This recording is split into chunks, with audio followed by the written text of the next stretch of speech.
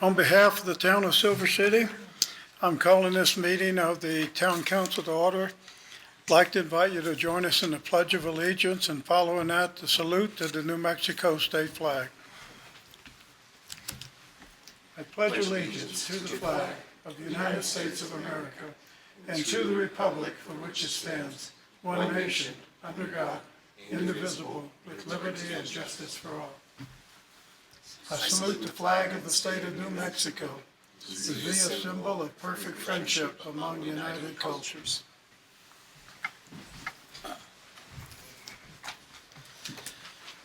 Thank you. I'd like to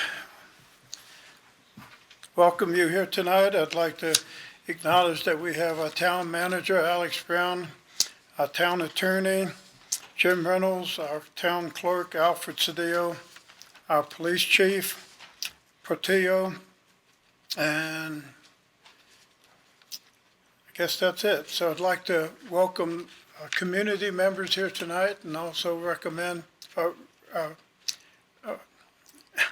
would like to welcome any members of the press that are here. Next on the agenda is changes to the agenda. Does anyone want to make changes to the agenda? Mr. Mayor, Councilor Kano? I move to remove item 11B from the agenda.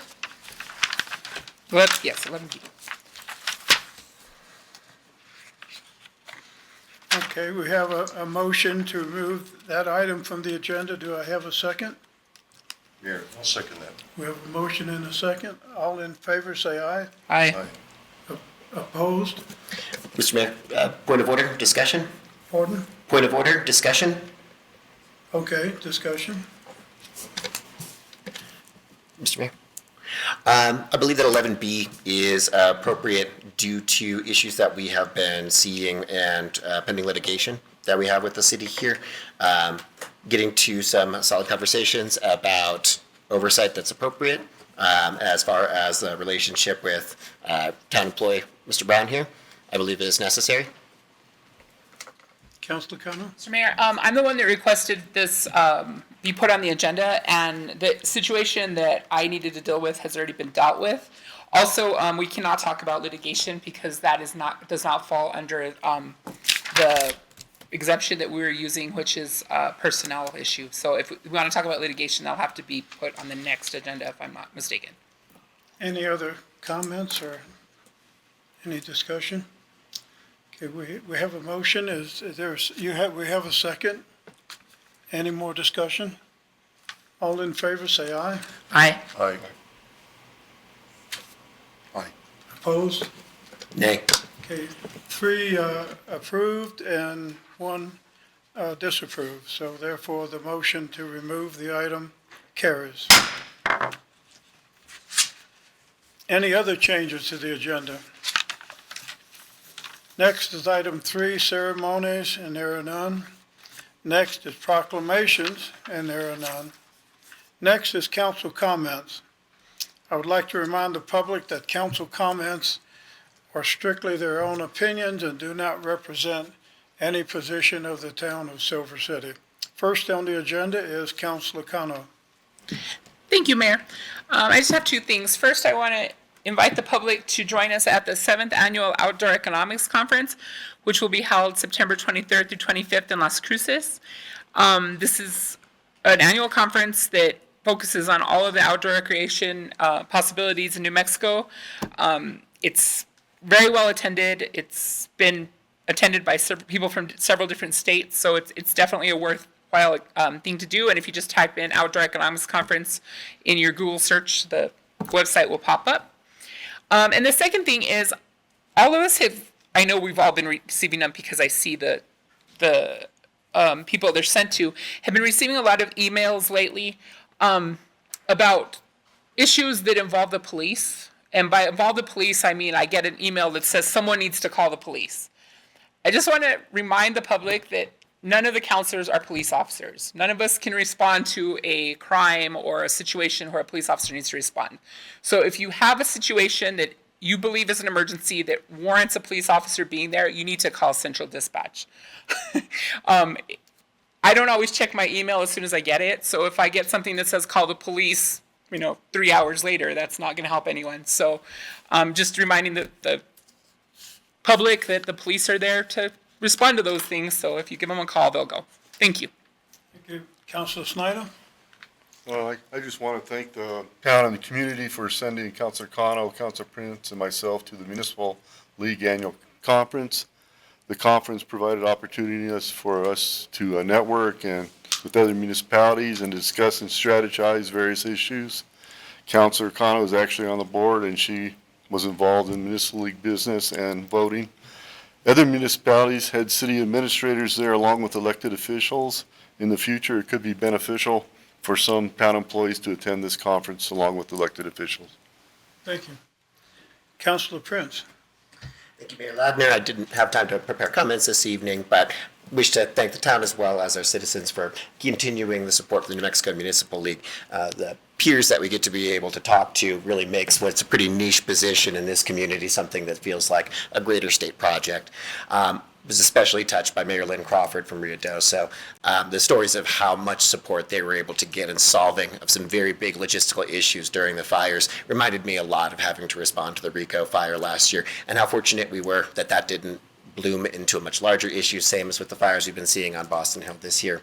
I appreciate all of our fire safety professionals, but I do believe that we are all in this together when it comes to emergency operations in our state. And so doing what we can then to be able to keep up communication and to be able to keep up good relationships with our neighbors, I feel like is how we're going to be able to pull through this next century.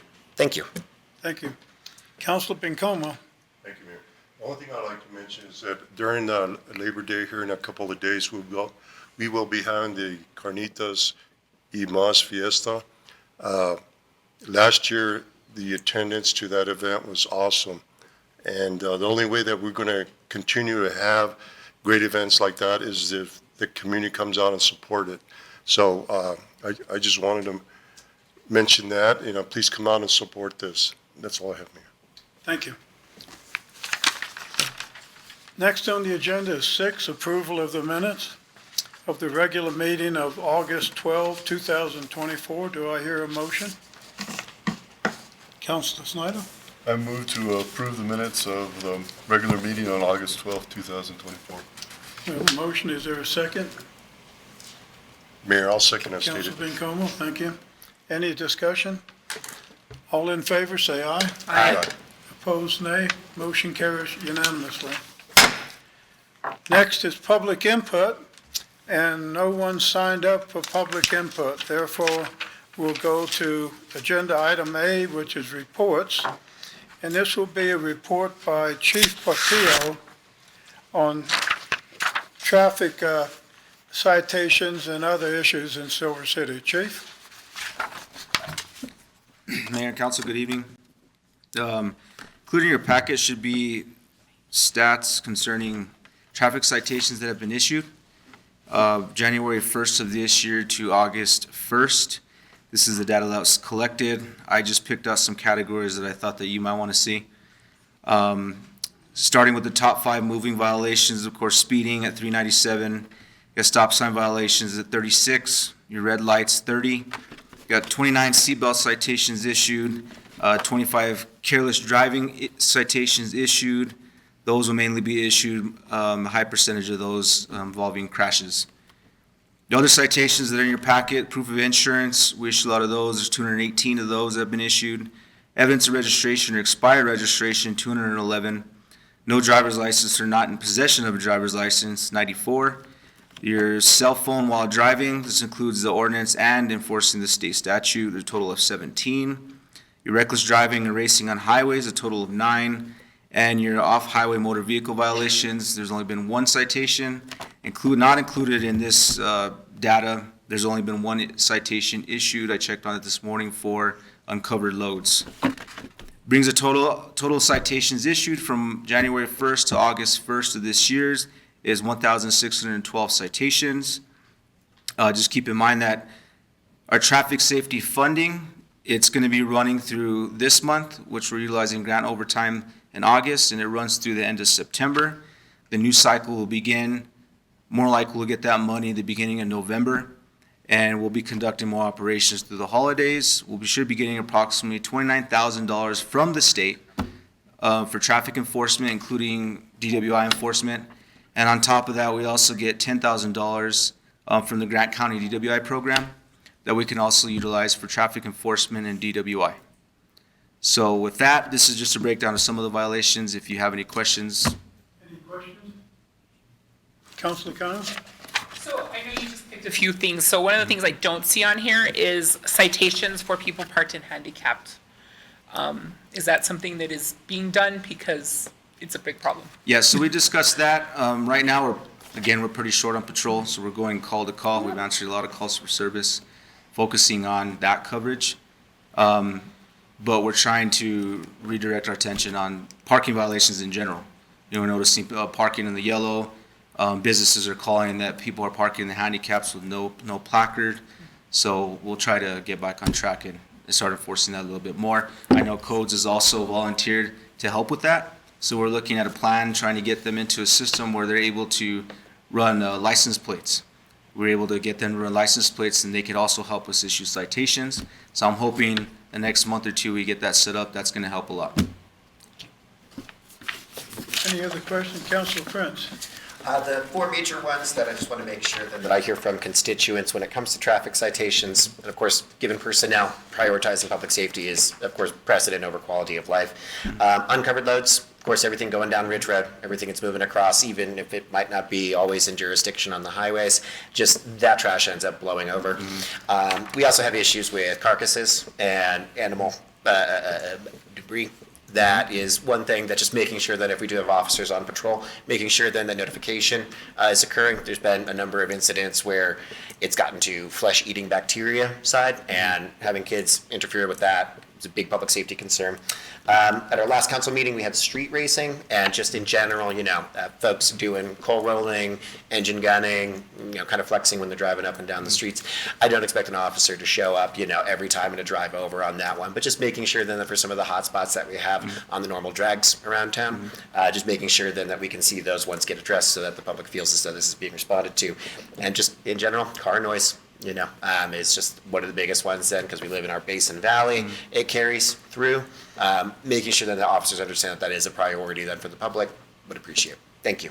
Yeah, just if I could respond to the carcasses, we do contract, I can't remember the company's name, but we do contract, the town does, where they come in, we call them. If we get a report of a dead deer, Game and Fish won't take them. So we have to contract an individual, they'll come in and they'll pull a carcass off the roadway or any of the roadway.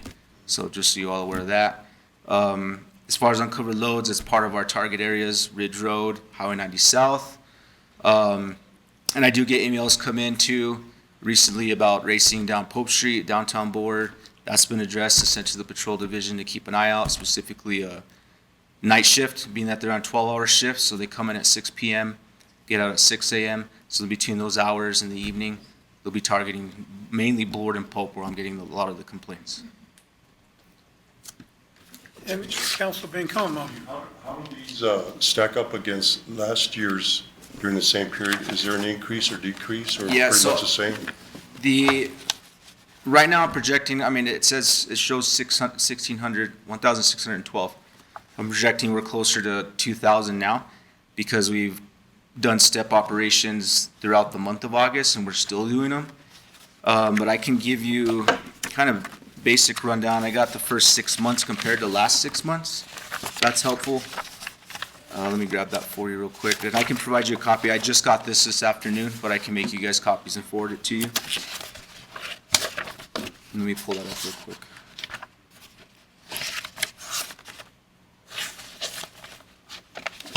So if you look at, and I'll give this to you, first 6 months would be January to June, from last year in comparison to this year. Citations were issued last year, we're up to 1,800 citations approximately. And this year we're at 1,500 citations approximately. That could be due to, of course, manpower. Right now, we're down 5 positions. Just so you're all aware, also, we have 4 in the background phase. They're all laterals from a different department. So once I'm, knock on wood, hopefully we'll get those on board by next month, and we'll be lacking 1 position to fill. Thank you. Any other questions? Chief, I just had one. So in the past, the state police have helped us enforce code violations in the city. Are they still doing that? Yeah, so without even requesting them to come assist us, they also have the same traffic safety funding sources we do.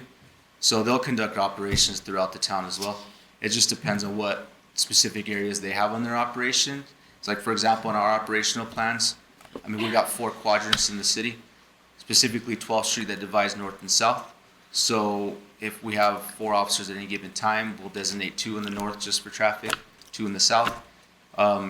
If need be, if it gets down to it, we can coordinate with state police and ask them if they could allocate some of their operations, their manpower to the town to assist us. We've done it before, we could do that again, if that's something that you guys would like to see. So would they ever be able to like patrol at nighttime through downtown and other areas, or is it just during the daylight hours? Yeah, we did request their assistance, especially during the nighttime hours. It just depends on their manpower, though they said they would try as much as possible to assist us. And for the most part, when we requested their assistance, they've been available. Thank you, Chief Patil. Thank you. Mr. Brown, do you have any reports?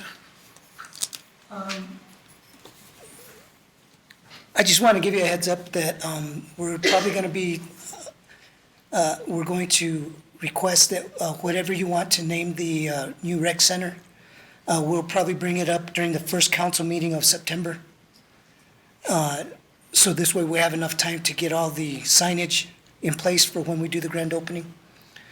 And then actually the construction, the building was supposed to be here next week, but it's about 2 weeks late, so it's not going to show up till the end of September, and then you'll start seeing a lot of things happening over there at the rec center. And that's it. Thank you. Any questions for Mr. Brown? Thank you, Mr. Brown. Next on the agenda is public hearings, and there are none. Next is unfinished business, and there is none. Next is item 11, new business. Under new business, 11A is the mayor's reappointment to the cemetery board. You should have received a copy of an application from Linda Nunez. Did everybody get that? Along with the supporting recommendation from the cemetery board chair, Dr. Twana Sparks. Ms. Nunez has 25 years' experience with the town of Silver City, being in charge of cemetery records, as well as 10 years' experience with the village of Santa Clara. In addition to her extensive background, I was also impressed with her desire for, quote, proper maintenance of the cemetery for future use. Unless there are any objections, I would like to reappoint her to the cemetery board. Any objections? I hereby reappoint Linda Nunez to the cemetery board. Next on the agenda is agenda item 11B, which was removed from the agenda. So we will go directly to agenda item 11C. Under new business is the approval/disapproval of ordinance 1331, an ordinance amending section 22-20 definitions, section 22-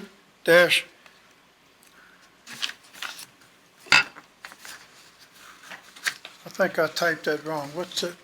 22- what?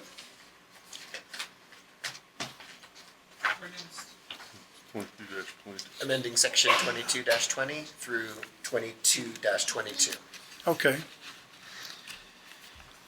and 22-23.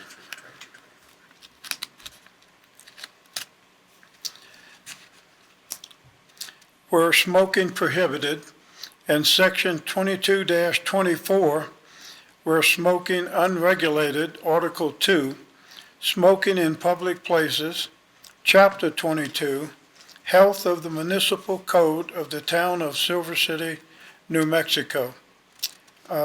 Mr. Reynolds, is this your item? It is tonight, Mayor. So, Mayor, Council, This is an amendment of the town's clean indoor air ordinance. We're amending it so it complies with the state statute, which it's required to do by the state statute, and which every municipal ordinance does. The biggest change is it provides a definition of private club. Our old ordinance didn't provide a definition of private club, and that provided a loophole for those who wish to claim they were a private club when they're really not. So this follows the state statute definition of a private club, which is very specific and closes that loophole. Any questions for Mr. Reynolds? Councilor Prince? Just a comment, appreciate all the efforts going in to make sure that our town ordinances are falling in line with New Mexico statutes annotated. I know it's a lot of work and we've got a lot to catch up on then for it, but thank you for your time. Any other questions, comments? Then I'll entertain a motion.